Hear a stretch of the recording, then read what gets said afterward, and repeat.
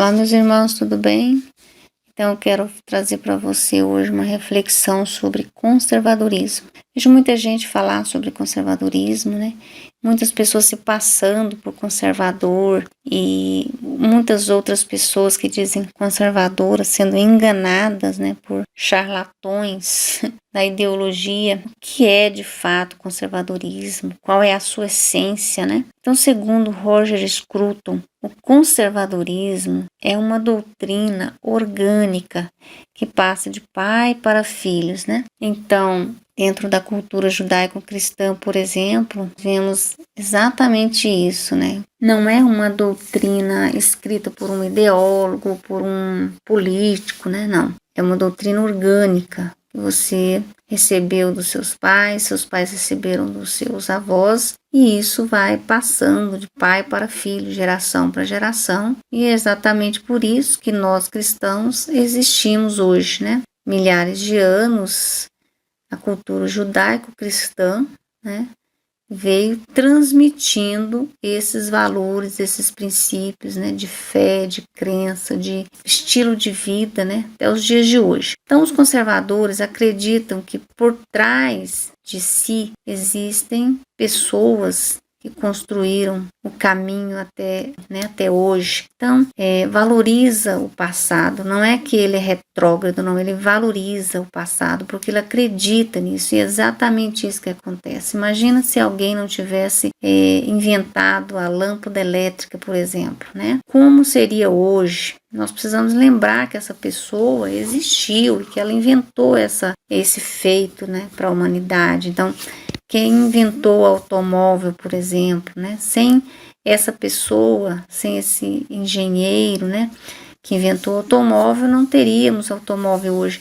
Então, nós acreditamos e preservamos essa história, e preservamos as coisas, né, a arte, a arquitetura, todos os valores, né, principalmente a natureza, o contrário que as pessoas dizem, né? Então, além da gente preservar, a gente também preza pela inovação e pela mudança. Só que aqui a gente tem esse cuidado, né? Que a mudança, a inovação não pode desmanchar o que foi feito, ela não pode destruir, principalmente valores e princípios, né? Então, é bem-vinda a mudança, desde que ela não destrua o que já foi construído. É bem-vindo a inovação, desde que essa inovação não destrua princípios e valores, né? Então, não existe o conservador radical, existe o conservador, só esse, né? Que é aquela pessoa que tem os seus princípios e os valores, suas convicções e não abre mão delas, né? E se for necessário, ele vai reagir para reaver as suas perdas. Então, partindo do pressuposto que o conservadorismo é uma doutrina orgânica que passa de pai para filho, logo, o conservadorismo é uma vivência, é a maneira, é o estilo de vida da pessoa, né? Então, o que faz uma pessoa ter uma inclinação para o conservadorismo? Então, o que faz uma pessoa ser mais conservadora ou menos conservadora? Ter uma inclinação ao conservadorismo. Segundo Michael Oakeshott, a inclinação ao conservadorismo se dá em virtude das perdas e das conquistas, das experiências, né, de vida que o indivíduo tem durante o seu processo de amadurecimento, né? Chega um momento que ele vai construindo, né, bens, propriedades, família, né? E aí ele vai arranjando maneiras de preservar o que ele conseguiu durante o tempo. Então, ele quer preservar, por exemplo, a sua propriedade, o seu direito, né, de propriedade, ele quer conservar aquilo que ele conquistou durante muito tempo, com muito trabalho, né? Ele quer que o seu filho estude numa escola boa, então ele pretende preservar a educação, né? Quer que o seu filho tenha uma vida, uma perspectiva de vida melhor. Então, essas coisas que vai moldando a pessoa conservadora, né? Essa inclinação. Todo jovem praticamente é um revolucionário. E a partir do momento em que ele entra nesse processo de amadurecimento, ele tem essa inclinação ao conservadorismo. Agora, isso também se dá em virtude do conservadorismo ser uma doutrina orgânica, né? Como a gente já falou lá atrás, que é essa cultura passada de pai para filhos. Então é aí que entra o marxismo, o gramscismo, na tentativa de destruir essa estrutura. Porque se um jovem, quanto mais jovem ele ter amadurecimento, mais jovem ele vai se inclinar ao conservadorismo, né? Então, querer ter uma família, querer ter propriedade, né? Querer defender os seus direitos mais caros, né? Sua vida, sua liberdade. Então, eles apostam pesado na questão da revolução cultural, né? Então, essa revolução cultural, ela está para destruir o jovem com essa perspectiva de torná-lo cada vez mais imaturo, né? E envolvidos com questões que de uma certa maneira, retarda o seu amadurecimento e muitas vezes nem chega a ter esse amadurecimento, né?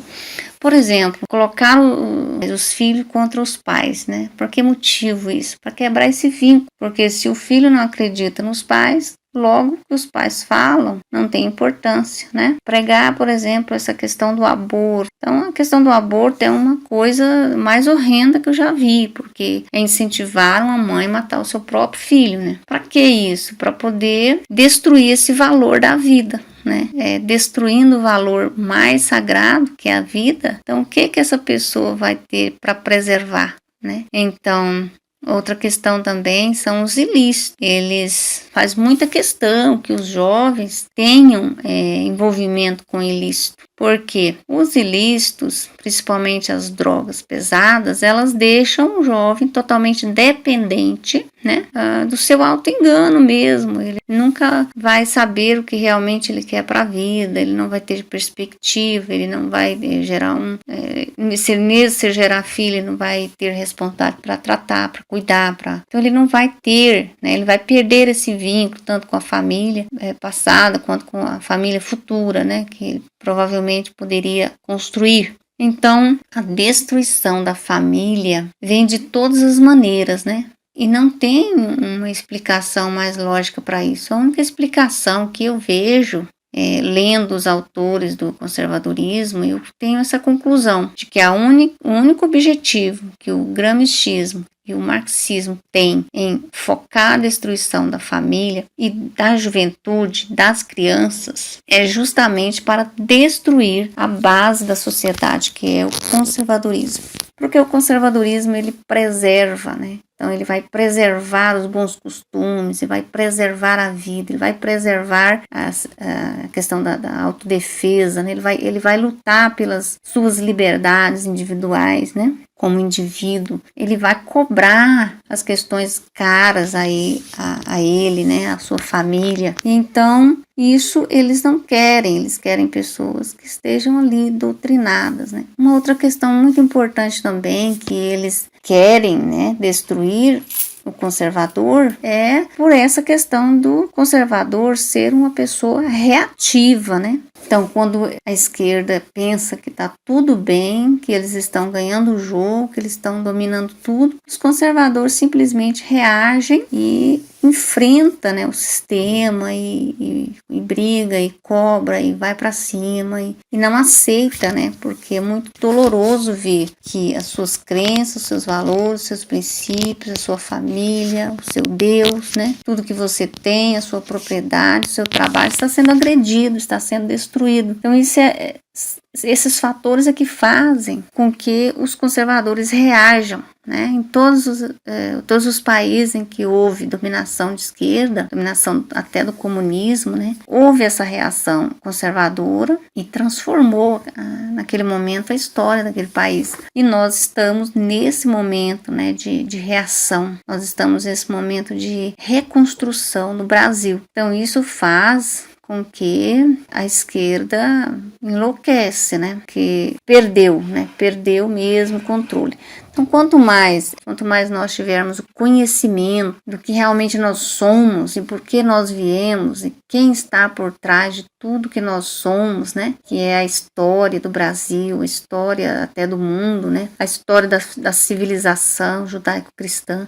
Tudo isso tem que estar muito presente na nossa vida, na nossa mente. Por quê? Quanto mais nós estivermos ligados com a história, nós temos mais força para lutar, nós temos um objetivo, nós temos um ideal, nós sabemos que nós somos, né? A que viemos, né? Então, é isso que o conservador precisa entender, né? Espero ter ajudado você a compreender melhor essa temática. E se você quiser saber mais sobre isso, pode colocar aí sua pergunta, né? Suas dúvidas, que a gente vai buscar resposta, ok? Então, até mais.